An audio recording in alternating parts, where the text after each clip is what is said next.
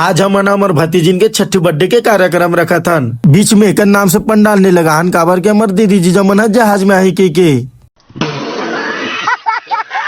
पंडाल लगे के बाद तो कुछ ऐसे दिखत रही से।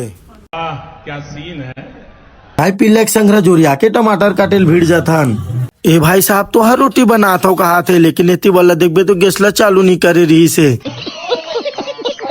मोर मामी है बीच में बैठ के ठेकेदारों की क्या कौन काम करत है कौन नहीं करत है तेला देखत रही से। इतनी बार मखना प्याज कट के तैयार हो गई से। माई पिल्ला एक संग्रह जोरिया के नोनी के तो बर्थडे केक ला काटेल धर लेथन। कौन है ये लोग? मोर बड़े दीदी है नोनी ला पैसा देते तेला मोर भाई है धर लेते। और ध्यान तो केक डारी से कि कितना बेर मुला केक खायल मिली के ऐसे में बड़ा सख्त लौंडा हूं। बिचारी नोनी के मैं टीका लगाता हूँ क्योंकि वह आँख आँख में डाल दे रही से। और माँ के जितना बड़े तो मुंह नहीं रही से उतना बड़े तो कर केक रही से वो खिला रही से।